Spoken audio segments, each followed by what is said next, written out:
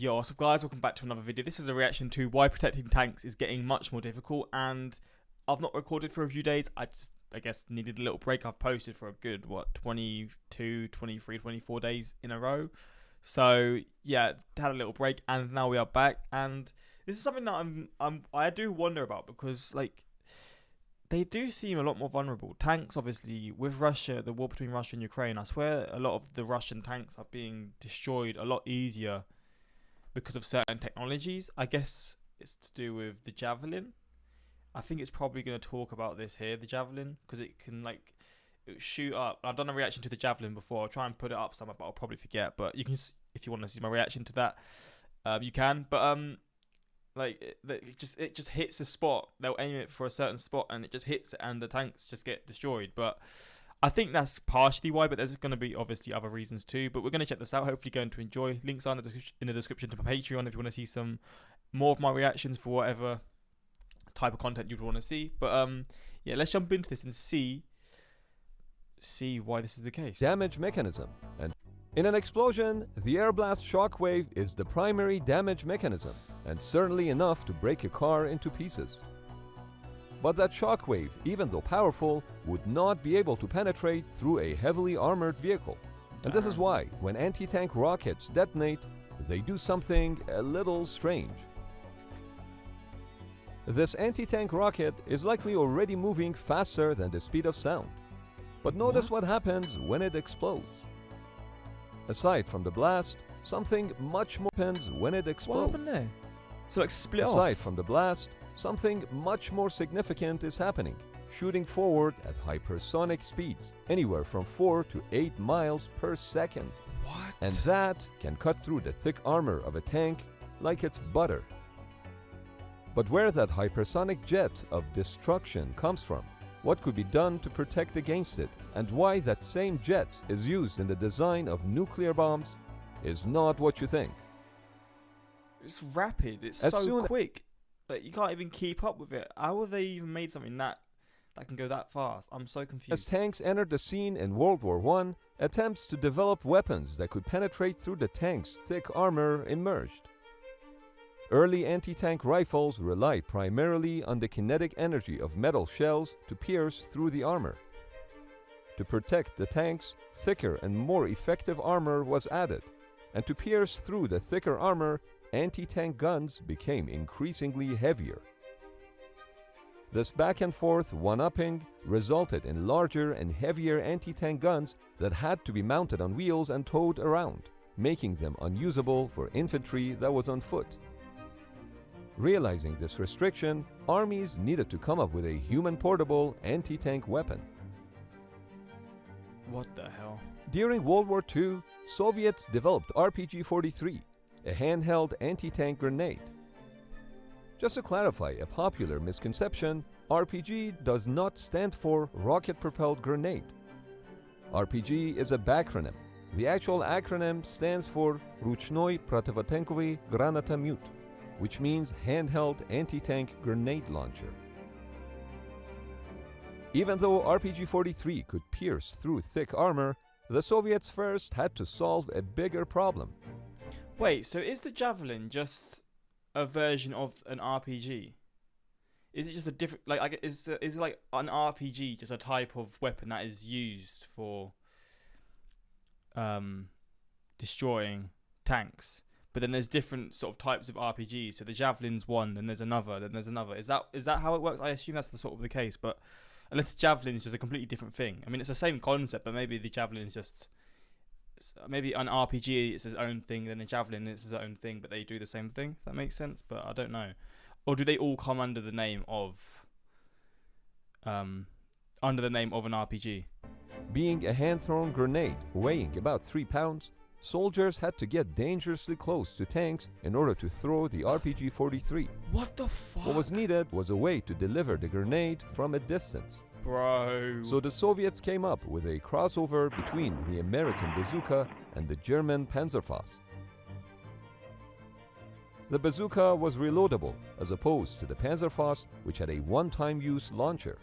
Oh, wow. But Panzerfaust's big advantage was that its warhead would sit outside the launch tube. as opposed to the bazooka, where the entire round had to be completely loaded into the launcher. This would limit the size of the warhead that a bazooka could launch, and as you'll see, the size is extremely important. Enter the Soviet RPG-7, the most widely used RPG in the world, which solved the problem with hand-thrown anti-tank grenades, as they could now be launched from far away. But what was the difference between regular grenades and anti-tank grenades that allowed them to penetrate through the thick armor of tanks? A regular grenade is an explosive charge with a metal shell wrapped all around.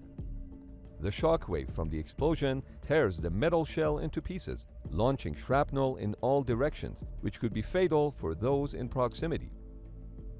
But to penetrate through armor, something more surgical is required. RPG rounds fall under a special type of explosive charge known as shaped charges. Not so much the outer shape, but the inner shape of the explosive charge. Inside both the hand-thrown RPG-43 and its rocket-propelled variants, there is a metal liner that forms a cone-shaped cavity. There are explosives packed behind the liner. Upon contact with the target, the charge is detonated, which creates a pressure wave behind the metal liner. This in turn deforms the liner in a way that generates a focused jet of metal particles that shoot straight out at hypersonic speeds. It's purely the kinetic energy of the jet, not the shockwave from the detonation, that penetrates the armor. The effective penetration depth of the jet is 7 times or more the diameter of the shaped charge. This is why having the warhead mounted outside of the launch tube gave RPGs a big advantage over bazookas. Okay. The RPG's larger diameter warhead could cut through thicker armor. Bro, it's just cut through that like butter. What the hell? Is there any tank at all in this world that can withstand even the strongest of RPGs or javelins or whatever? Like in terms of the armor, or is it just not possible for some of them? Like the missiles are just too powerful to even have any sort of protection, guaranteed protection from. Like even the most armored tanks in the world, will they still also just not be able to withstand these kinds of weapons? I assume there's always going to be disadvantages to tanks because they can't defend themselves from certain things because they're just a massive surface area, and these are going to be locked on to hit them. So I mean, I guess no matter how strong your tank is, no matter how strong the armor is, you're still going to get potential. You're still going to have potential to get shot through like this. Look at that though. Once this hypersonic projectile hits the interior of the tank, it causes utter devastation, killing those inside and possibly cooking off the tank, causing the ammunition inside to explode. Horrible way to go. But shaped charges have an Achilles heel. In 2017, the city of Marawi in the Philippines was a battleground for 5 months, where government security forces fought against a number of militant groups tied to ISIS. In the Philippines? Wait, what? I didn't know there was this stuff going on in the Philippines. The militants had RPG-2s, an older model that is not well suited to destroy modern tanks, but they had enough punch to destroy the thinly armored personnel carriers of the government forces. Faced with this unexpected threat, the security forces had to improvise. They covered their lightly armored vehicles in slats of wood and even packs of cardboard. Oh my god. Now if you think there is no way that some thin layer of wood is going to stop the penetration from a round of no way it actually did that. If that's possible, that is baffling. RPG-2, you are right. Oh, okay, it's not. The wood and cardboard cannot stop a hypersonic jet of metal, but they can make it less effective. See, the hypersonic jet generated from the explosion of a shaped charge is extremely powerful, but only for a short distance. The farther the shaped charge explodes from its intended target, the less damage it can inflict. Adding slats of wood and packs of cardboard creates a gap between the warhead and the vehicle at the time of detonation. Alright. That gap, even though small, was enough to help the Philippine government security forces defeat the militants. What the hell? Would really having that much, really adding that much help towards the protection of the tanks? It makes sense because I guess it takes a lot of the pressure off, like the initial connection. It takes a lot of the pressure from the missile or whatever. But still, that's so interesting how that is that effective.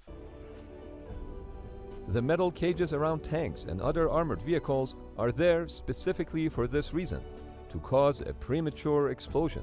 Oh, okay. But that is not enough protection against modern anti-tank weapons. Fucking hell. These metal boxes are explosive reactive armor and are supposed to counter anti-tank weapons. Inside the boxes, there is a special type of explosive. You can drop them, shoot at them, or even set them on fire, but they won't explode. And you wouldn't want them to, because if a machine gun could easily detonate all the boxes, it could strip the tank off of all its protection. So why is it that anti-tank rounds could set off the boxes, but not bullets? The answer: there's a recording from this window shooting the missile at the tank. What the hell? all its protection. So why is it that anti-tank rounds could set off the boxes, but my not days. bullets? What the fuck? The answer is that the explosives inside these boxes are insensitive, meaning the only thing that would set them off is an extremely powerful shockwave, not shrapnel, bullets, or heat. That's why you see footage of tanks that are burnt down, but the boxes of reactive armor have remained unexploded. C4 is an example of insensitive explosives, which is used in some types of explosive reactive armor. The insensitive nature of this category of explosives make them ideal, not only as armor for tanks, but also other things that you really wouldn't want to set off by accident, like nuclear weapons. Yep. That is true. To set off a nuclear weapon, the core of the bomb has to be compressed until it reaches criticality, which sets off a chain reaction that ultimately generates immense amounts of energy in a very short period of time. That's a blast. The initial compression of the core is done using shape charges, the same concept that is used in RPGs. An array of shape charges are organized into what's called an explosive lens. Similar to how an optical lens focuses light waves, an explosive lens focuses the detonation waves into a spherical shape, which compresses the core until it reaches criticality. But it's extremely important that the explosive lens doesn't detonate prematurely, and the US government had to learn this the hard way. Like with When nuclear-armed testing it on people and stuff, or what? B-52 bombers crashed in Palomares in 1966 and at Thule Air Base in Greenland in 1968 as part of Operation Chrome Dome, those investigating the scenes of the accidents became extremely concerned. The high explosives used in the nuclear bombs had detonated on impact, even though luckily the nuclear devices hadn't gone off. So the Americans started the research and development of explosives that were stable enough to withstand the forces involved in a plane crash. And they came up with a safer type of explosive called insensitive high explosives to be used in nuclear weapons. These new explosives could withstand impacts up to 1,500 feet per second, What compared the to hell? conventional high explosives, which would detonate at only 100 feet per second. Explosive reactive armor is basically made up of insensitive explosives sandwiched in between two What? metal plates. No An way. explosive sandwich, if you will. When an anti-tank weapon comes in contact with the explosive reactive armor, its shockwave is powerful enough to detonate the insensitive explosives, which shoots out the outer metal plate toward the projectile.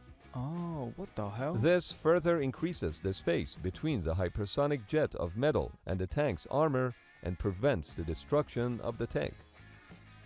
But explosive reactive armor doesn't stand a chance against modern anti-tank weapons like javelins. Yeah. That's because the Javelin has a tandem warhead, meaning that it has two explosives. The first explosive is spent on neutralizing the tank's reactive armor. It's the second explosive that delivers the lethal damage. So what now? We may have reached a point where we can't simply add more armor in order to protect ground vehicles against threats. The modern anti-tank weapons have overmatched what passive or reactive armor can do. What is needed is active protection systems, specifically hard kill systems, which can detect incoming threats and then neutralize them before they ever get to the vehicle. Oh my days, so it shoots out a missile in protection to hit the other missile that's coming towards them. The technology is crazy how you can even set it up to do something like that, but how effective it is I don't know, but that's still wild just to see it here in action just right here.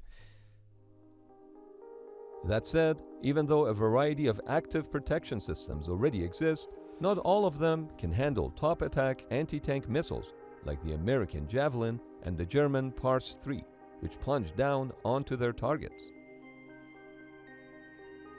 It seems like the utility of tanks is reducing. A tank costs $5 to $10 million, excluding its active protection system, which costs another $1 to $2 million. Oh my days. But a round of Javelin costs less than $200,000, and even an active protection system could be hard-pressed against multiple Javelins.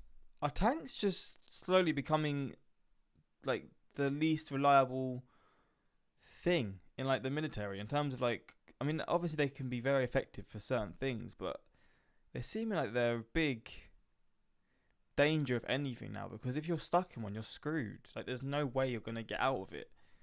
Like you get hit by one of these, you're screwed.